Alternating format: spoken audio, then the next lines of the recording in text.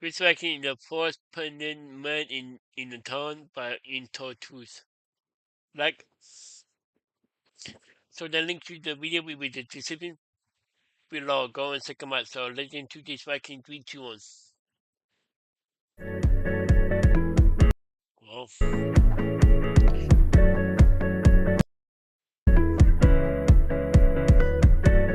Whoa.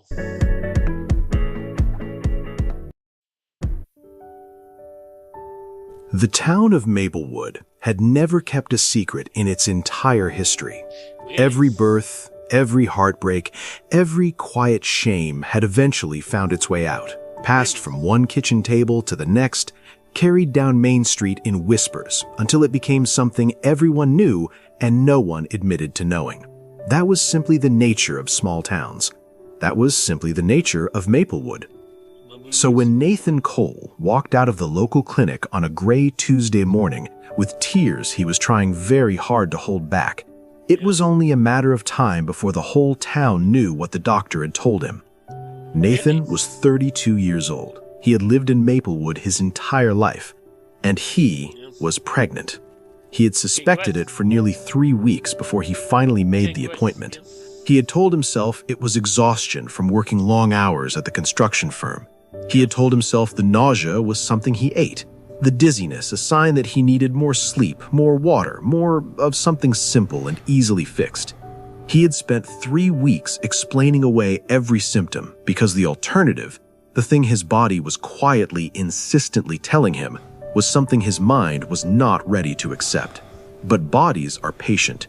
They wait, and eventually they make themselves impossible to ignore. The doctor had confirmed it gently, carefully, in the measured tone of someone delivering news that had no existing script. She had explained his condition again, the rare chromosomal variation that had been part of Nathan his whole life, the biological reality that made this possible in a way it was not possible for most. She had spoken about next steps, about specialists in the city, about the importance of early care. Nathan had nodded through all of it. He had not truly heard any of it until he was alone in his car, sitting very still in the clinic parking lot, staring at nothing. He drove home without turning on the radio. The house felt different when he walked in, or perhaps he was the one who was different, carrying something new and enormous inside him that changed the way everything looked. He moved through the rooms slowly, as if seeing them for the first time, trying to imagine what they would look like months from now, trying to imagine what his life would look like. He thought about Aaron. Aaron was his partner of 4 years, steady and dependable and deeply, quietly devoted in the way some people are without ever needing to announce it.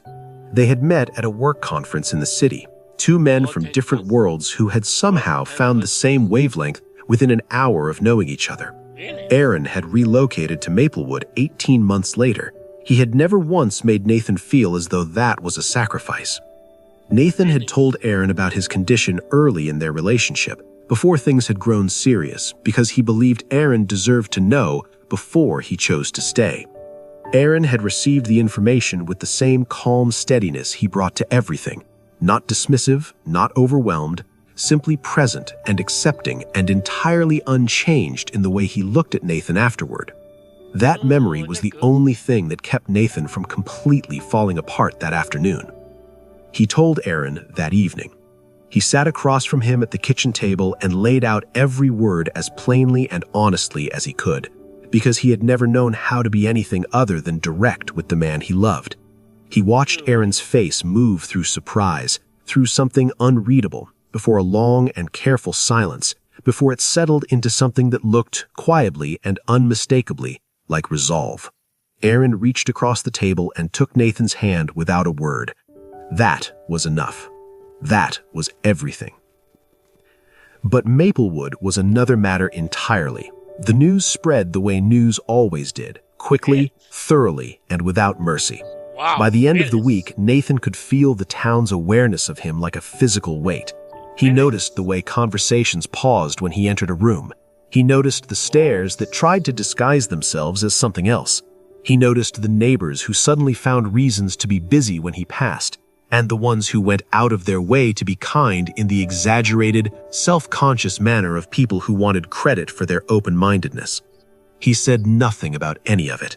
He went to work, he attended his appointments in the city, he came home to Aaron, who had quietly reorganized his entire schedule to be present for every doctor's visit, every difficult evening, every moment Nathan needed someone to sit beside him without being asked. The town watched, Nathan endured, and slowly, imperceptibly, something began to shift. It started small, the way real changes do. A coworker who had been distant for weeks arrived at Nathan's desk one morning with coffee and no explanation beyond a brief, sincere apology for how he had behaved. An elderly woman from Nathan's childhood neighborhood stopped him outside the grocery store to tell him that she admired his courage more than he would ever know. A card appeared in the mailbox, unsigned, filled with words so warm and unexpected that Nathan had to sit down when he read it. Maplewood was not a perfect town. It never would be. But it was a town made of people, and people, given enough time, given enough proximity to something real and human and undeniable, were capable of expanding what they thought they understood.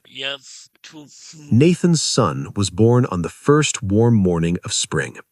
It had started the night before, a dull, persistent ache in his lower back that he had tried to dismiss as tiredness until it became something he could no longer ignore. By midnight, the pain had deepened into something fierce and rhythmic, arriving in waves that took his breath away completely. Aaron had gotten them to the hospital within the hour, one hand on the wheel and the other firmly holding Nathan's. His water broke in the hallway corridor. The hours that followed were the longest of Nathan's life, each contraction rolling through him harder than the last, his body doing something it was never designed to do and doing it anyway with a stubbornness that matched everything else about him. He gripped Aaron's hand through every wave of pain, through every moment he thought he couldn't continue, through every second that tested the very edges of what he could endure. And then, after all of it, the pain, the fear, the long, impossible night, came silence, followed immediately by the most extraordinary sound Nathan had ever heard. He came into the world in a city hospital, surrounded by a medical team that treated his birth with the same care and professionalism they brought to every patient, even as they knew they were witnessing something extraordinary. Aaron stood at Nathan's side through every moment of it, solid and unwavering, exactly as he had always been. When the nurse placed the baby in Nathan's arms for the first time, the world went very quiet. Not the heavy silence of uncertainty or fear, but the clean, open silence of something beginning, something that had no map and needed none.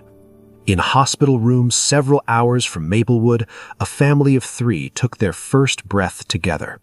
And back in that small town with its long memory and its slow-moving heart, something was already changing, the story it would tell itself from that day forward.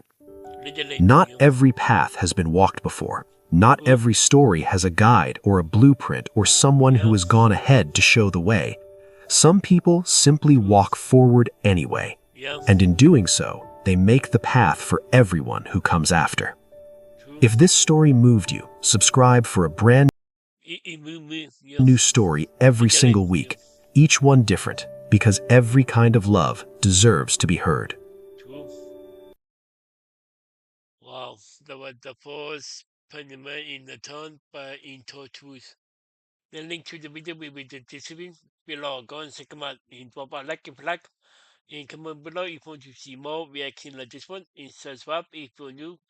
And click the bell so you can be notified when I upload and when the post and go live in my path. Wow.